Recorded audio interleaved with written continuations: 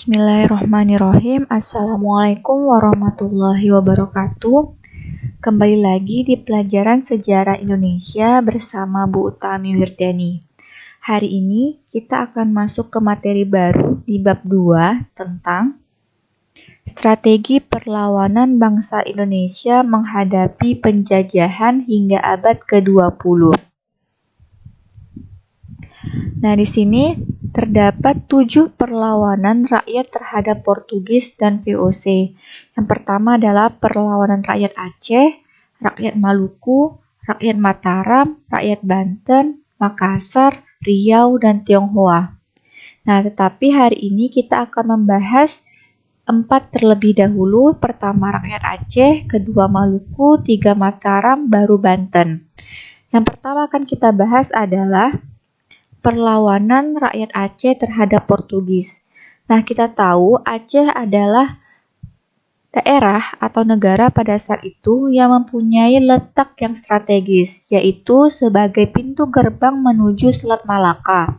Letak geografis yang strategis tersebut memiliki keunggulan ekonomis, sehingga dimanfaatkan masyarakat Aceh dengan menjadi pedagang. Lada menjadi komoditas utama Aceh yang mendominasi perdagangan dunia.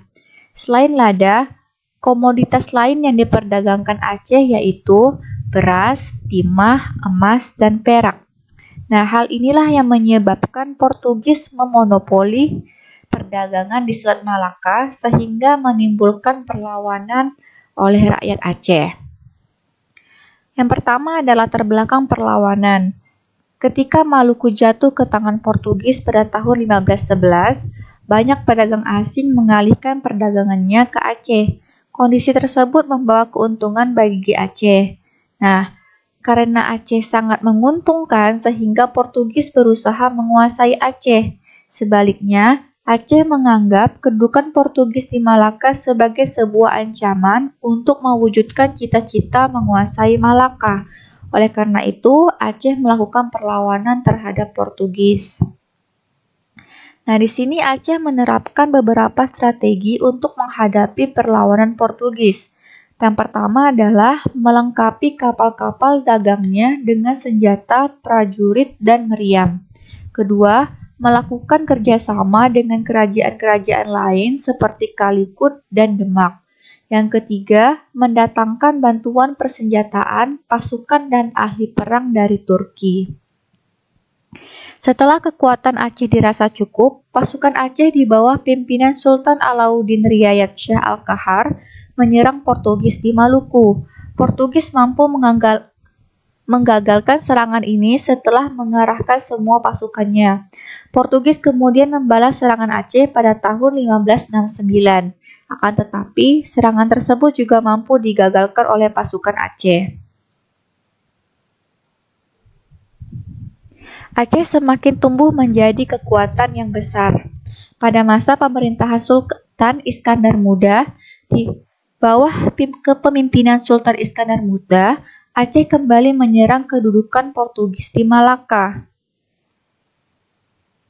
Tujuannya adalah mewujudkan mimpi menyatukan Aceh dan Malaka. Oleh karena itu, Sultan Iskandar Muda menghimpun kekuatan untuk menyerang Portugis di Malaka. Cara yang dilakukan Sultan Iskandar Muda adalah sebagai berikut. Yang pertama adalah mendatangkan kuda-kuda dari Persia. Kedua, membantu pasukan gajah dan milisi infanteri.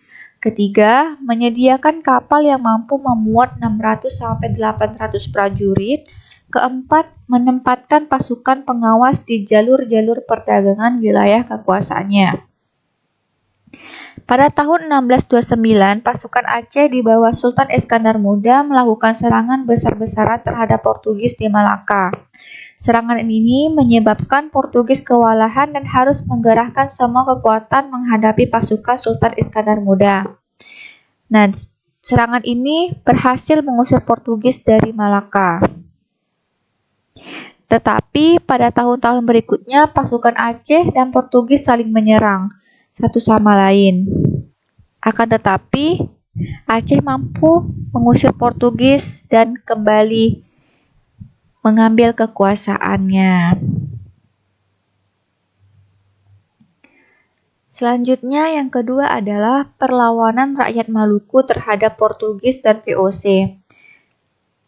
Perlawanan terhadap Portugis di sini dipimpin oleh Sultan Hairun. Awal kedatangan Portugis di Maluku mendapat sambutan baik dari raja dan penduduk setempat. Akan tetapi, setelah Portugis berhasil menyingkirkan Spanyol dari Maluku melalui perjanjian Saragossa pada tahun 1529, Portugis berupaya menerapkan praktik monopoli perdagangan rempah-rempah. Praktik monopoli Portugis tersebut difokuskan ke daerah Ternate sebagai pusat perdagangan rempah-rempah di Kepulauan Maluku. Pada masa pemerintahan Sultan Hairun pada tahun 1534 sampai 1570, rakyat Ternate melakukan perlawanan terhadap Portugis. Gubernur Portugis di Maluku pada saat itu yang bernama Lopes de Mascuita mengajukan perundingan damai kepada Sultan Hairun di benteng Sao Paulo. Akan tetapi dalam perundingan tersebut Sultan Hairun dibunuh.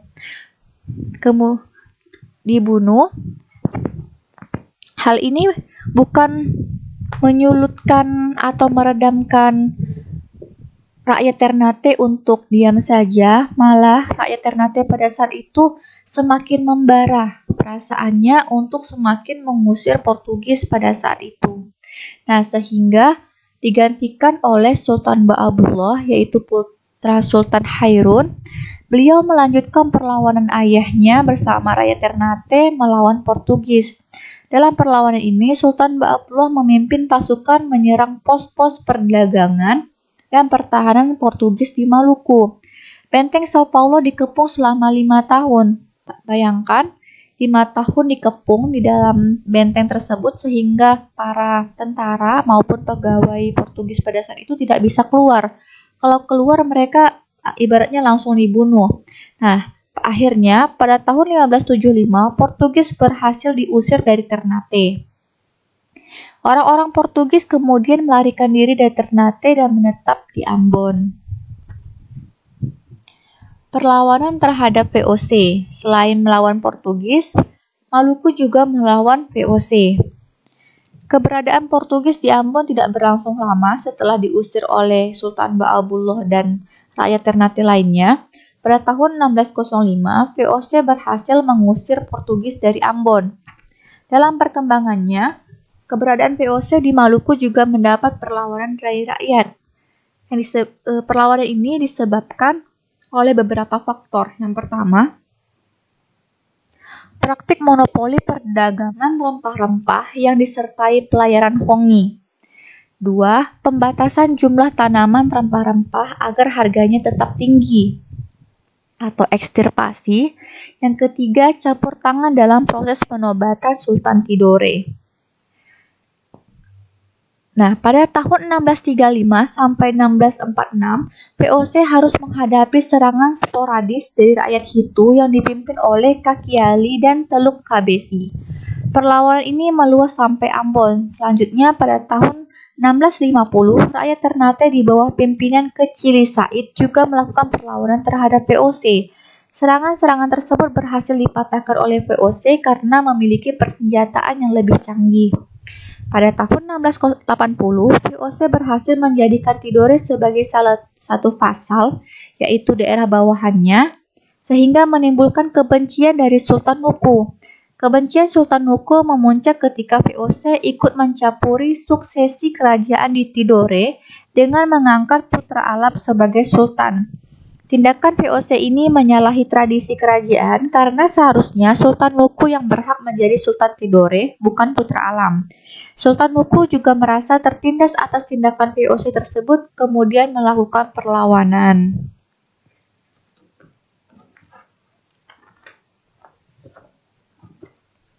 Nah, perlawanan yang dilakukan oleh Sultan Nuku ini mendapat bantuan dan dukungan dari Sultan Ternate pada saat itu, pimpinan Raja Ampat, serta orang-orang Gamrange dari Halmahera. Serangan dengan kekuatan besar dan bertubi-tubi dari pasukan Sultan Nuku juga mendapat dukungan dari EIC atau Kongsi Dagang Inggris. Akhirnya berhasil mengembalikan Tidore dari tangan VOC. Perlawanan selanjutnya adalah perlawanan rakyat Mataram terhadap VOC. Nah, di sini Mataram dipimpin oleh Sultan Agung. Sultan Agung merupakan sultan ketiga Kesultanan Mataram yang memerintah pada tahun 1613 sampai 1645 Masehi. Di bawah pemerintahan Sultan Agung, Mataram berhasil mencapai puncak kejayaan dan menguasai hampir seluruh Pulau Jawa pada saat itu. Salah satu wilayah yang saat itu belum berhasil ditaklukkan Sultan Agung adalah Batavia yang dikuasai oleh VOC. Dalam merebut Batavia ini, Sultan Agung melakukan 2 kali serbuan. Serbuan pertama ke Batavia pada tahun 1628. Nah, dalam serbuan pertama ini, Sultan Agung mengangkat Tumenggung Bahurekso sebagai panglima perang. Pada tanggal 22 Agustus 1628, pasukan Mataram berhasil mendarat di Marunda dan mendirikan benteng pertahanan dari bambu. Akan tetapi, upaya ini diketahui oleh VOC yang kemudian membakar perkampungan di sekitar benteng tersebut. Selanjutnya, pasukan Mataram berusaha membendung Sungai Ciliwung agar benteng VOC kekurangan air. Strategi ini menyebabkan VOC kekurangan air dan terjangkit wabah penyakit kolera. Strategi yang diterapkan Mataram belum berhasil mematahkan dominasi VOC. Selain kalah persenjataan, pasukan Mataram kalah stamina. Bahkan, pasukan Mataram harus kehilangan Tumenggung Bahurekso. Akhirnya, pasukan Mataram mundur dan memilih kembali ke Mataram pada saat itu. Nah, walaupun beliau kalah, si Sultan Agung ini kalah, tidak mematahkan atau mematikan semangat juangnya pada saat itu. Sultan Agung kembali lagi pada tahun 1629, 1 tahun berselang. Beliau mengirim pasukannya untuk menyerang VOC di Batavia.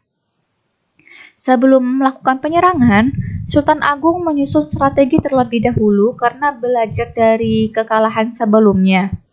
Sultan Agung berusaha memperkuat armada militer dan meningkatkan jumlah persenjataan. Untuk mendukung kebutuhan makanan pasukannya, Sultan Agung membangun lumbung-lumbung makanan di Tegal dan Cirebon. Di bawah pimpinan Dipati Puger dan Dipati Purbaya, 80.000 pasukan Mataram berhasil sampai di depan gerbang Batavia. Nah, dalam serangan ini, pasukan Mataram berhasil menghancurkan benteng Hollandia dan menerobos masuk ke Batavia. Akan tetapi, serangan pasukan Mataram terhenti oleh pertahanan pasukan VOC. Selain itu, Gubernur Jenderal J.P. Kun mengirim kapal perang ke Tegal dan Cirebon untuk membakar lumbung padi pasukan Mataram. Tindakan J.P. Kun ini menyebabkan pasukan Mataram yang bertempur di Batavia kekurangan bahan makanan. Akhirnya, akibat kelelahan, pasukan Mataram pun memutuskan mundur. Nah, kekalahan dari 2 serbuan tadi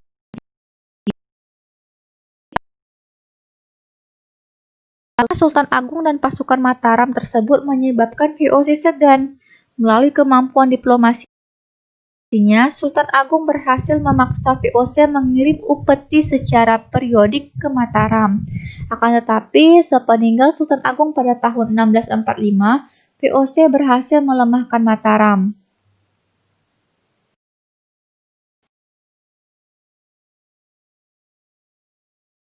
Trunojoyo, perlawanan Untung Surapati,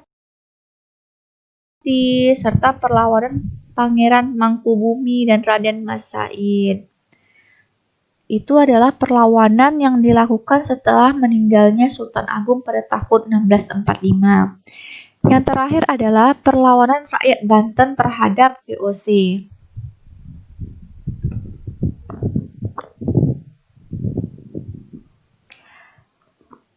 Pada abad ke-15, Banten dikenal sebagai bandar internasional dengan komoditas utamanya adalah lada. Dalam buku Summa Oriental yang ditulis oleh Tome Pires, Banten disebut sebagai salah satu pelabuhan penting di pantai utara Pulau Jawa sejak abad ke-16. Kemajuan Banten tersebut tidak dapat dipisahkan dari kepemimpinan Sultan Ageng Tirtayasa.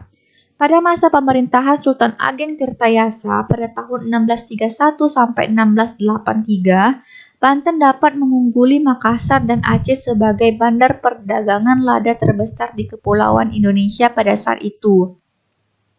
Kondisi ini memicu konflik kepentingan dengan VOC di Batavia. VOC menilai kedudukan Banten dapat mengganggu praktik monopoli perdagangan lada yang dilakukan VOC. Sementara itu, Banten menganggap kedudukan VOC di Batavia dapat mengancam stabilitas dan kedaulatan kerajaan, sehingga Banten melakukan perlawanan terhadap VOC. Nah, yang pertama di sini ada kebencian Sultan Ageng Tirtayasa terhadap VOC. Kebencian ini ditunjukkan Sultan Ageng Tirtayasa dengan merampas kapal dan merusak perkebunan milik VOC. Bahkan Banten berhasil mengganggu dan daerah kekuasaan Belanda hingga tembok kota Batavia. VOC tidak dapat berbuat banyak karena pada saat bersamaan VOC harus menghadapi pemberontakan Trunojoyo di Mataram.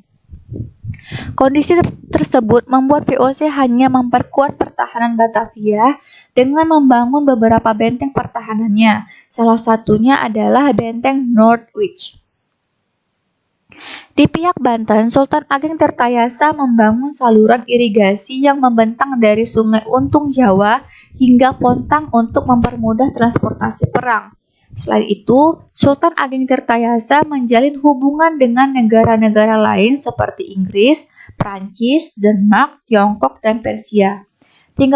Tindakan tersebut dilakukan untuk memperkuat posisi Banten sebagai bandar perdagangan internasional dan mengalahkan dominasi VOC di Batavia pada saat itu. Akan tetapi, kondisi tersebut dianggap mengganggu kedudukan Batavia sebagai bandar perdagangan milik VOC. VOC berusaha melakukan blokade terhadap aktivitas perdagangan di Banten. Tindakan VOC ini semakin menumbuhkan kebencian Sultan Ageng Tirtayasa dan rakyat terhadap VOC. Nah, untuk menaklukkan Banten pada saat itu, VOC melakukan politik divide et impera atau politik adu domba di Banten. Pada tahun 1671, Sultan Agung Tirtayasa melakukan perubahan sistem birokrasi dengan mengangkat Sultan Haji sebagai Raja Pembantu. Tugas Raja Pembantu adalah bertanggung jawab terhadap urusan dalam negeri Banten. Sementara itu, Sultan Agung Tirtayasa dan Pangeran Arya Purbaya bertanggung jawab atas urusan luar negeri Banten. Pemisahan kekuasaan ini dimanfaatkan VOC untuk menerapkan politik divide et impera, politik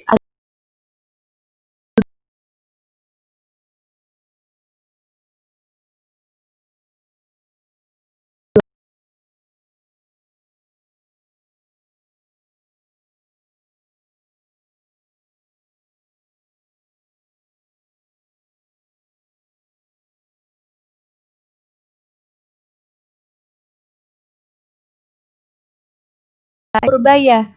Sultan Haji kemudian mengadakan perjanjian dengan VOC untuk melancarkan niatnya menjadi Sultan Banten. Nah, untuk membantu Sultan Haji, VOC mengajukan beberapa syarat sebagai berikut. Ada 5 syarat. Yang pertama, Banten harus menyerahkan Cirebon kepada VOC. 2. Perdagangan lada di Banten menjadi hak monopoli VOC. Ketiga, pedagang Tiongkok, Persia, dan India dilarang berdagang di Banten. Keempat, pasukan Banten yang menguasai daerah pantai dan pedalaman harus ditarik. Kelima, apabila Banten mengingkari perjanjian ini, Banten wajib membayar Rp600.000 kepada VOC. Nah, syarat itu disetujui oleh Sultan Haji. Persetujuan tersebut menyebabkan perselisihan antara Sultan Ageng Tirtayasa dan Sultan Haji. Pada tahun 1681, Sultan Haji berhasil merebut kekuasaan Banten. Sultan Ageng Tirtayasa berusaha merebut kembali Kesultanan Banten dengan membentuk pemerintahan baru. Pada tahun 1682, Sultan Ageng Tirtayasa berhasil mengepung Istana Surosowan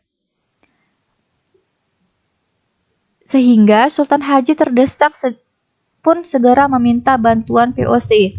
Jadi Istana Surosowan ini adalah istana yang diduduki oleh Sultan Haji. Nah, karena beliau merasa terdesak karena tadi dikepung oleh Sultan Ageng Tirtayasa, Sultan Haji pun meminta bantuan kepada VOC lagi. Dalam sebuah pertempuran, pasukan Sultan Ageng Tirtayasa berhasil dipukul mundur hingga ke benteng Tirtayasa oleh VOC.